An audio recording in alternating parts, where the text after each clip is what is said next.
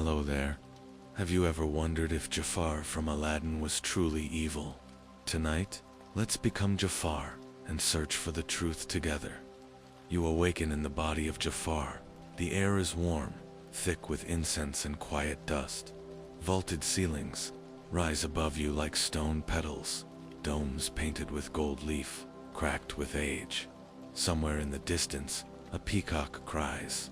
You are dressed in black and crimson, silk layers so heavy they fall like secrets from your shoulders. Your hands ache, not from labor, but from grasping too tightly at things the world never let you hold. A serpent ring pulses faintly on your finger. It hums not with magic, but memory. The kind you don't want back, the kind that remembers you. There is a staff beside your bed, tall, golden, and crowned with a coiled cobra whose eyes once blinked red. You touch it. It doesn't blink. Not anymore. The sun creeps through the latticed walls like a curious child, and in the courtyard below, the palace stirs. You hear the splash of water in marble basins, perfume poured over courtesans, the soft chant of a eunuch measuring out time in song. But none of them see you here. None of them notice the man whose whisper can move armies, who has bent sultans with syllables. You smile, faintly. You are never meant to be noticed. You are meant to be obeyed. Before we begin, don't forget to like this video and subscribe. Tummy Channel, where the world's forgotten stories are gently whispered back into memory. Now, dim the lights, maybe let the breeze sway your curtains, and come drift into this untold tale with me. The morning begins with pomegranate juice, poured into a goblet shaped like a lion's mouth. You hate it, always have. Too sweet, too eager to please. But the Sultan insists you drink it with him each morning to toast his dreams, his carpets, his entirely new invention of something called royal sleepwear. You sip, he gulps. Jafar, my friend. He beams. I had the most remarkable dream. I was riding a donkey, but it turned into a library. You nod, as one does when your paycheck depends on it. The throne room is dazzling, nauseatingly so. Mosaic floors, fountains shaped like swans, drapes dyed in the blood of 1,000 crushed beetles. You helped design none of it, but you chose the acoustics. You know exactly how many syllables it takes for a whisper to echo up to the ceiling and down into the ears of guards waiting outside. Have you heard? The Sultan says, licking sugar from his fingers. My daughter is refusing to marry again. Again, he sighs. What do girls want nowadays? A choice. You nod again.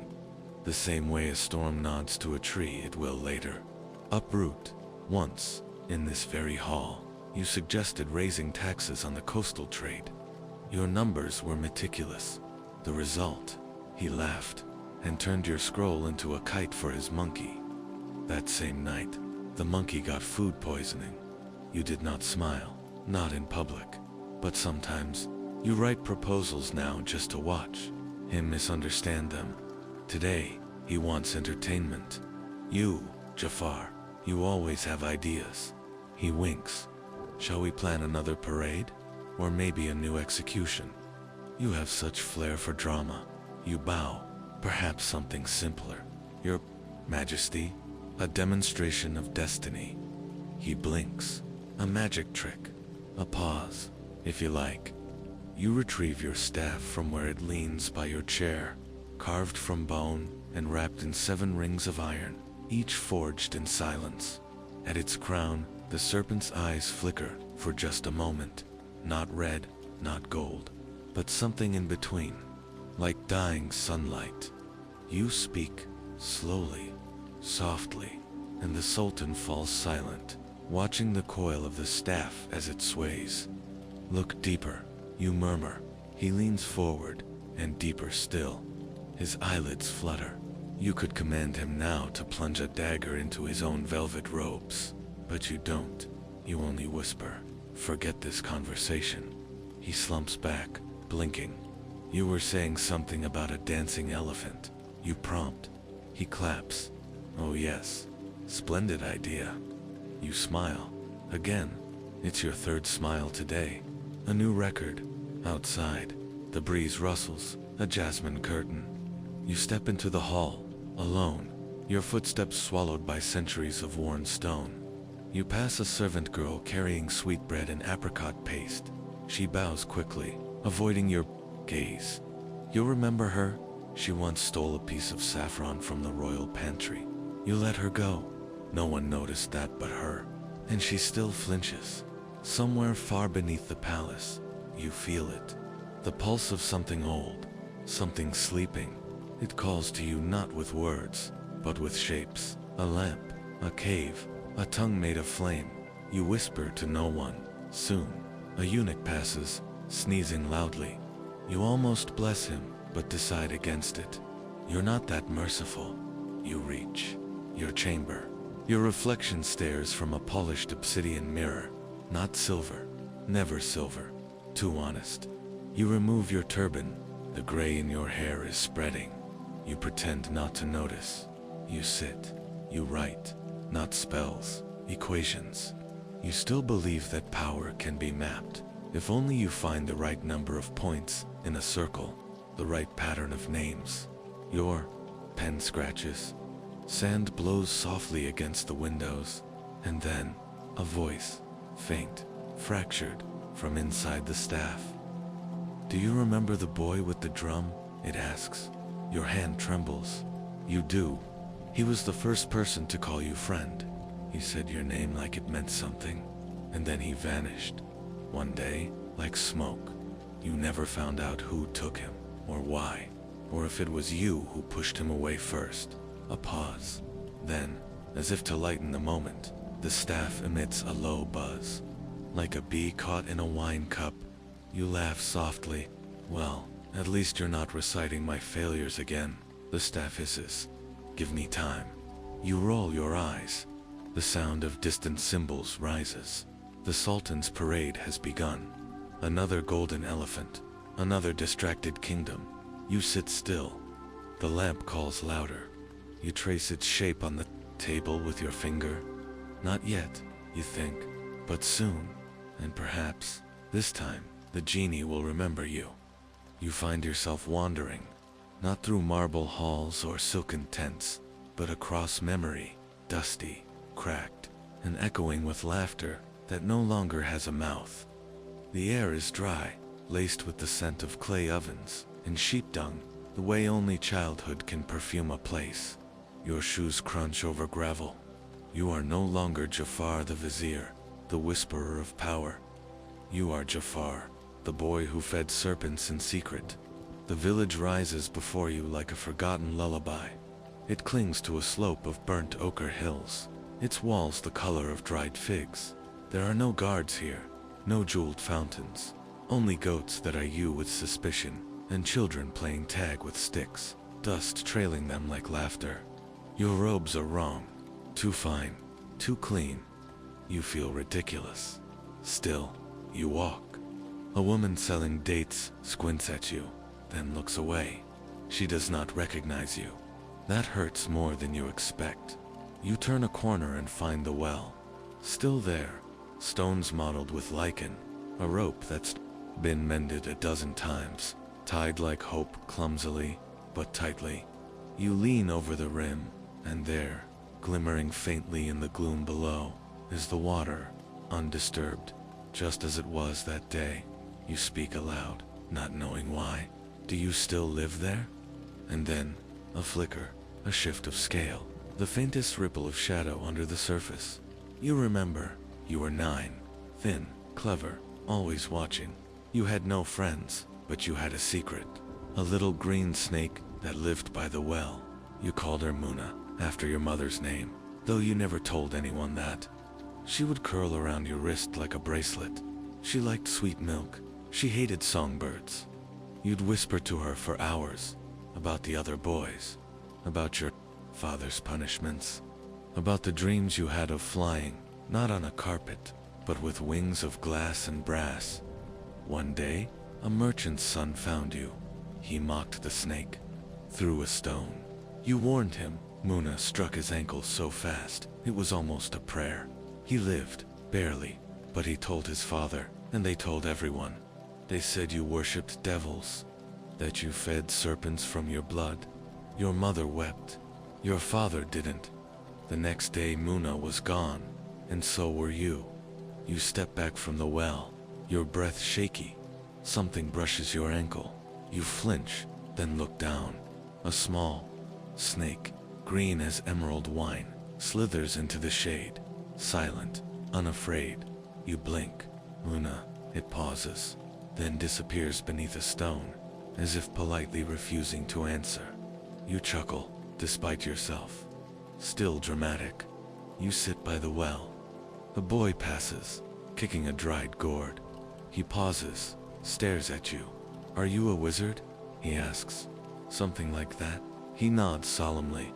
Can you turn goats into money? You pause. Yes, but they don't like it. He frowns. Why? They say it's too taxing. He groans. That's terrible. You smile. Yes, a beat. Then, wanna see my pet beetle? You do. It's enormous, missing a leg, and named Zara, the Destroyer. You admire it, gravely.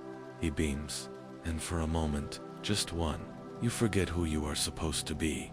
Later, you find the old schoolhouse. A ruin now, just two mud walls, and a single rusted bell that still swings in the wind. You sit there, cross-legged. You remember a teacher who smelled of cardamom and disappointment. You remember his favorite phrase, "No one fears the wise, only the clever." He used it often, mostly at you. You pick up a shard of tile from the floor. It has a single letter etched on it, part of a name, or maybe a prayer. You pocket it. It feels like something worth carrying. A wind blows through, the kind that tugs not at your robes, but at your memory. You let it. Then, a voice behind. You dry as leaves. You should not have come back. You turn. A man stands there, thin, dark-eyed face, like the desert speaks in riddles. Even now, so many years later, its voice still finds you, through silk curtains and perfumed walls, in the hiss of sand against stone, in the silence of rooms where everyone has left but memory. You stand in your tower, a crescent of obsidian that juts like a blade from the palace's back. A room no one enters, a room no one questions. They say it's where you whisper to stars. Let them believe it. The telescope before you is older than the city, carved from bone, veined with sapphire. It shows not stars, but truths, the kind written in flame and chance. Tonight, the stars form a shape, a curve like a thin eye, watching, and beneath it, the symbol again, the lamp. You breathe out, so it begins. From behind you, Iago flutters in with a clumsy spiral, lands on the sill, and coughs exaggeratedly. You could put out some fruit, you know, or at least a cracker. Just one. I'm withering. You ignore him. He preens. You know, I heard the Sultan's new plan for agricultural reform. He thinks tomatoes grow better if you sing to them. I told him he should try yelling. That always works for you. You allow yourself a smile. I've been told I'm quite nurturing. He squawks, like a sandstorm with a bedtime story. You return to the telescope. The image shifts. Now it shows her, the Princess Jasmine. You see her slipping out through the garden gate, alone, dressed like a merchant's daughter. She's done this before. She thinks no one notices. You always notice. She walks like someone trying not to be remembered. You understand that all too well. But tonight, her shadow crosses another, a boy, dusty, loud, wearing clothes that have known too many alleys. You frown. He's back, Iago mutters. Street rat. You nod, and with timing too perfect to be natural. Later, in the mirror of sands, a shallow dish filled with water and crushed opal. You watch them talk. She laughs. He offers her fruit like it's a treasure, a joke, a gift. You hate him immediately, but not for the usual reasons. He reminds you too much of someone you used to be, and she doesn't know it, but she's part of this, a thread in the old pattern. The lamp needs a seeker, and the cave never opens without innocence. You trace a rune in the water. It flickers, changes. You see the cave of wonders. Its mouth yawns open in gold and stone. You whisper, "Show me what waits beneath." A flicker, a flame, and a voice hissing through your staff. He will find it first, but he cannot wield it. You clench your fist. Then who can? Silence. You descend the tower. Beneath the palace, where the bricks sweat and the torches never stay lit, you open the door no one knows exists. A chamber of relics. Things too powerful to display, too cursed to destroy. A necklace of thorns that hums when you're near. A harp that sings only of deaths it has witnessed. A book written in a language that bleeds. You walk past them to the center, where the hourglass rests. It's vast, taller than a man, filled with black sand that never stops falling. Not fast, just steady, like regret. You tap the glass. It slows. A shimmer in the grains reveals him. The boy, the so-called Aladdin. He is sleeping beneath a tattered awning, curled around a stolen loaf of bread. You watch him. You whisper, "Do you even know the role you've been given?" The sand shifts. You see his mother's face, once a dancer, soft-eyed, singing lullabies under a broken roof. You see the guards dragging her away for a debt she didn't owe. And suddenly, your heart does something treacherous. It sympathizes. You snap your fingers. The image fades. Iago mutters, "You're getting sentimental again. Want me to peck you?" You glare. "If you ever touch me again, I'll turn you into a feather duster." He ruffles. "Love you too." That night, the stars burn brighter than they should. The lamp is close. You can feel it, but something isn't right. You light incense, myrrh, and crushed moon. You chant, not to summon, but to remember, and a vision comes. The cave of wonders again, but now it weeps. Not lava, not gold, tears. You see yourself kneeling before it. You are younger, your hair still black, your eyes unlined. The cave speaks. "You came alone." You reply, "I always have." The cave replies, "Then you will leave the same." You reach for the lamp. It turns to ash. You wake gasping. Dawn creeps across the horizon like spilled honey. You haven't slept. You stand on your balcony, watching the first market stalls rise, the city begin again. Iago perches beside you. "You okay?" he asks, quieter than usual. You nod. "Then, tell the guards. We need the boy." "What for?" You gaze at the horizon. The lamp is calling. The cave is waiting. And something inside you, something fragile and old, still hopes it's not too late to see if fate, you say, can be reasoned with. Iago sighs, "Or bribed." You smirk. "Even better." You do not ride a camel. Camels spit. And you've never been fond of anything that chews sideways and looks smug while doing it. No. You ride in silence atop a black stallion, its hooves muffled by the velvet hush of pre-dawn sand. Behind you trails a quiet procession, torches, scrolls, and cloaked men who have sworn not loyalty, but silence. Before you, dunes that rise like frozen waves. And beyond them, the mouth of something that breathes beneath the world, the cave of wonders. It is not gold you seek. It is not even the lamp. It is memory. The boy walks beside you, Aladdin. He squints at the horizon like the sun owes him an explanation. He doesn't know who you are. Not really. To him, you're just a rich man with soft hands and sharp words. Someone who wears knowledge like a cloak and smells faintly of myrrh and danger.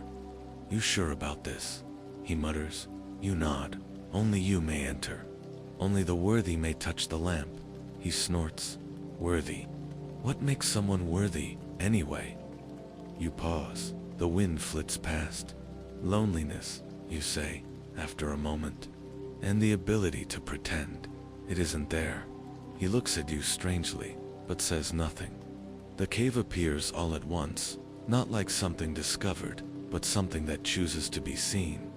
It yawns open in a lion's mouth, teeth of obsidian and eyes of fire. The voice comes not from within, but from beneath. Who disturbs my slumber? Aladdin flinches. You do not. You step forward, robes unmoving in the wind. I offer the boy. I remain behind. The cave growls. The air shivers.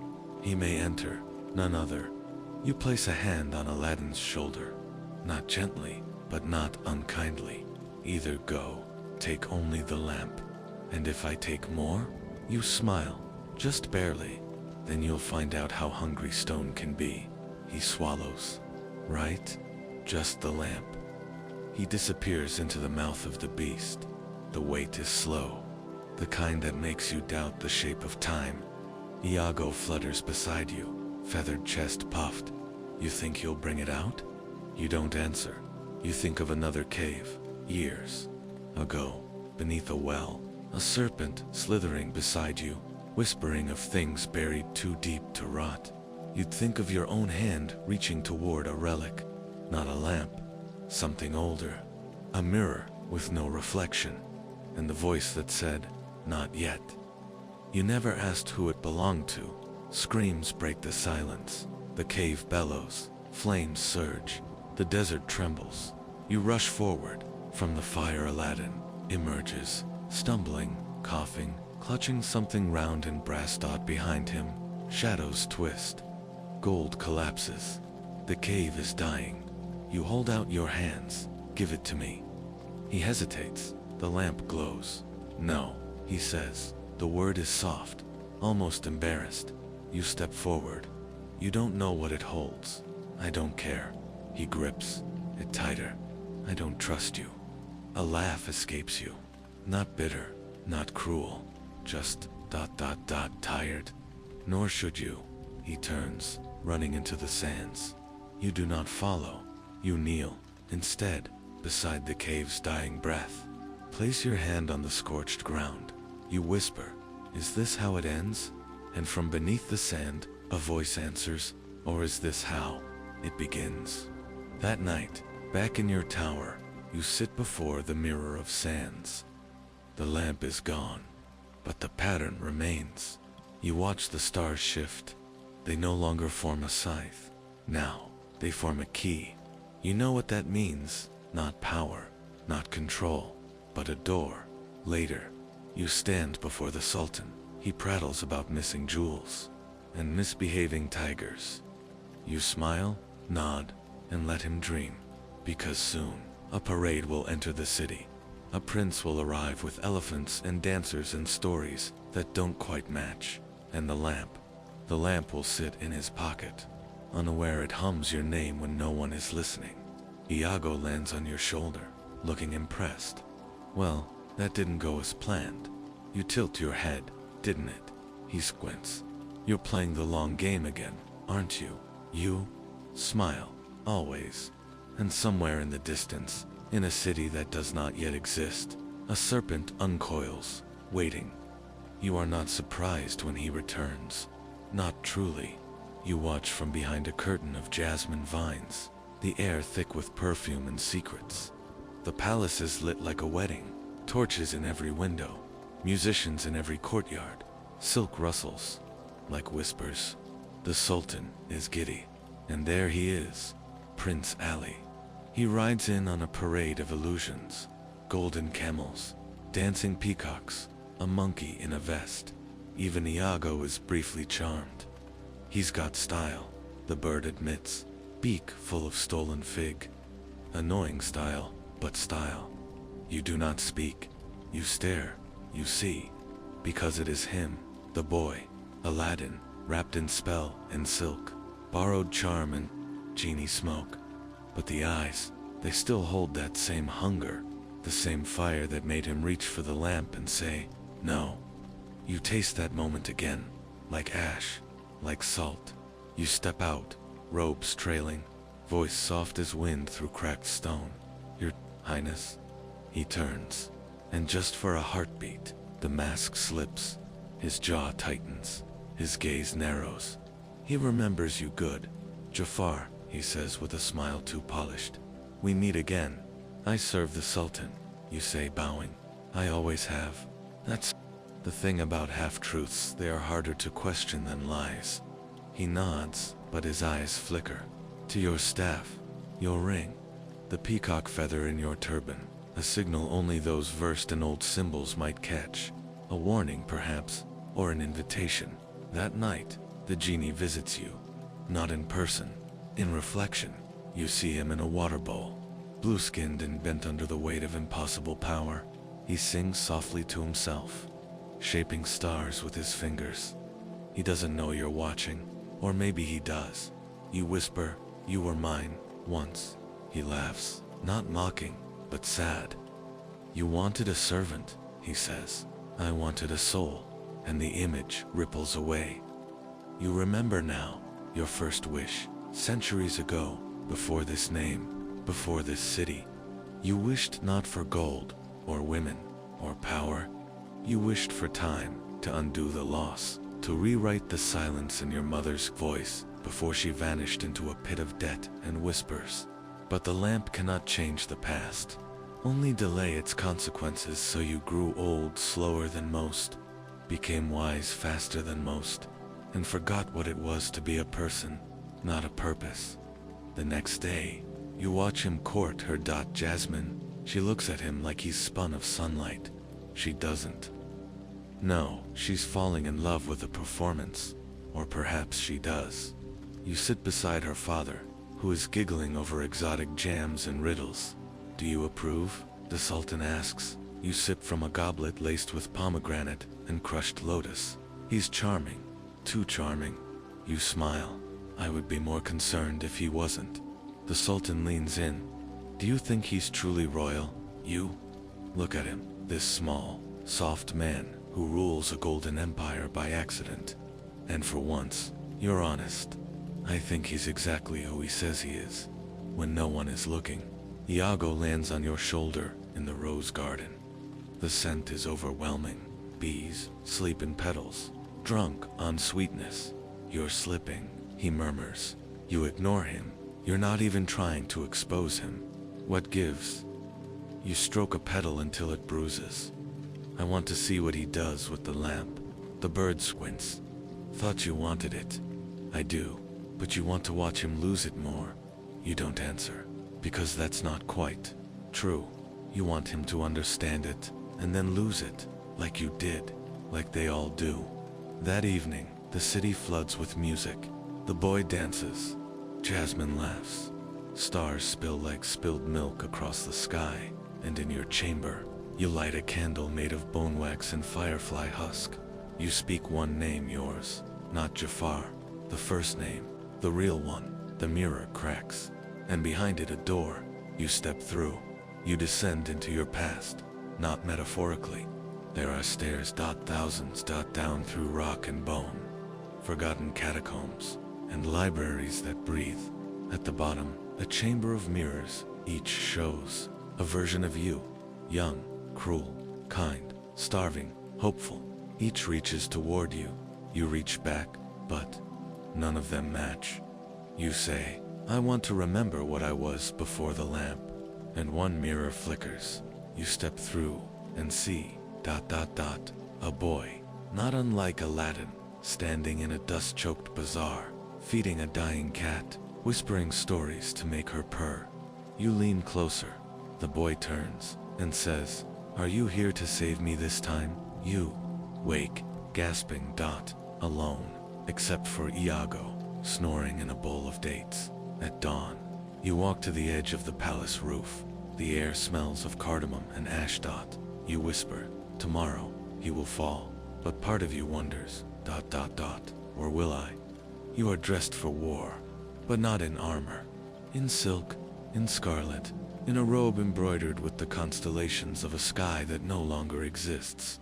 Your staff hums in your hand, the serpent coiled tight, ready to strike, or to weep, if such things had tears left.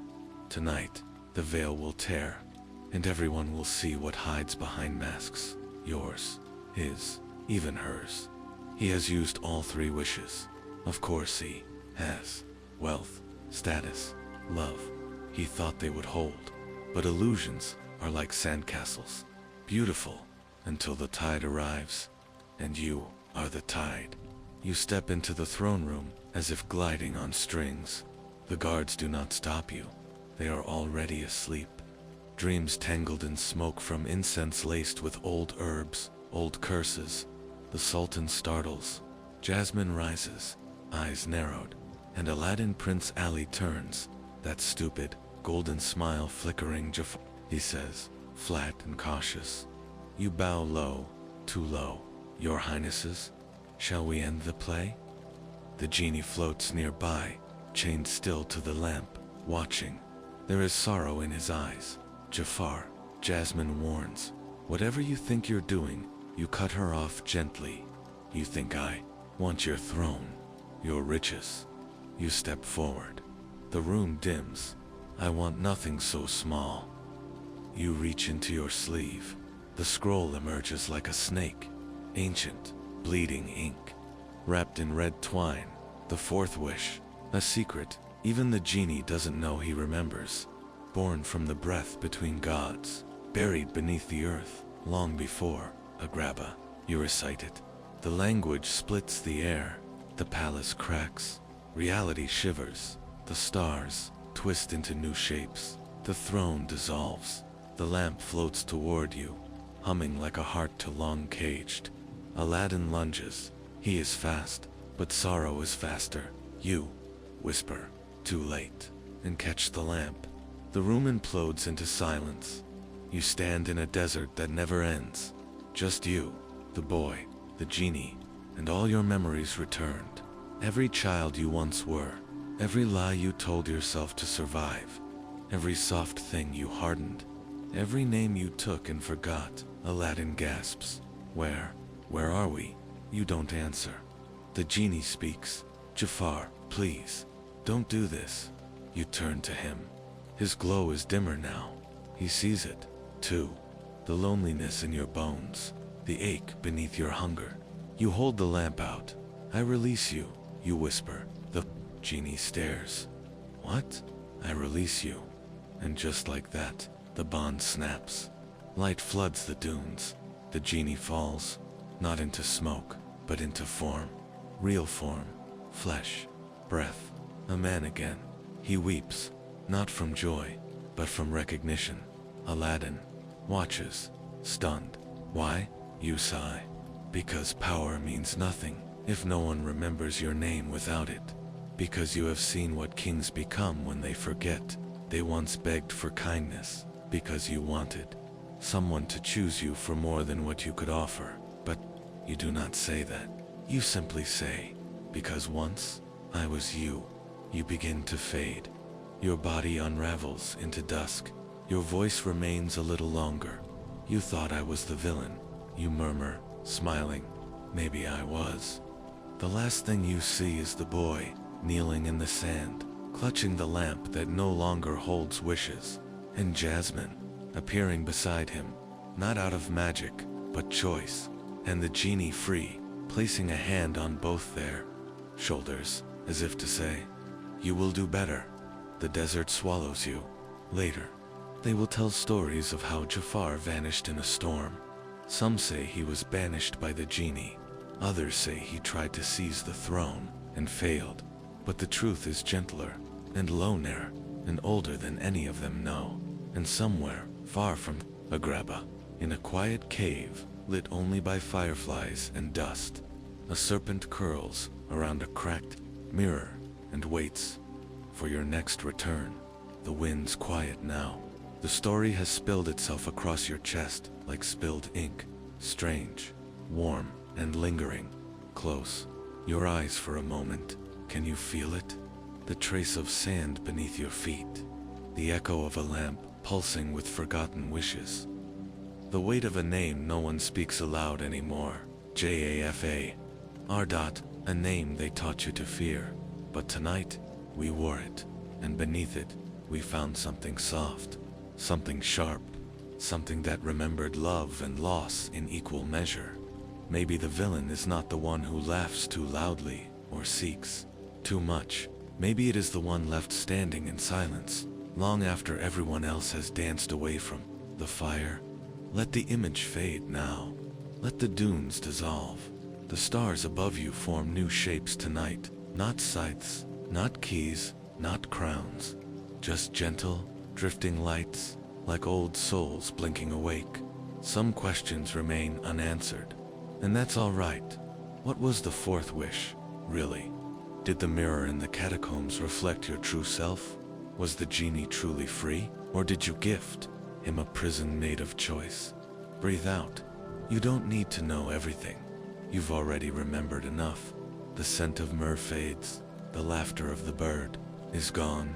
All that remains is the whisper of your robes and the shape of your story, returning to mist.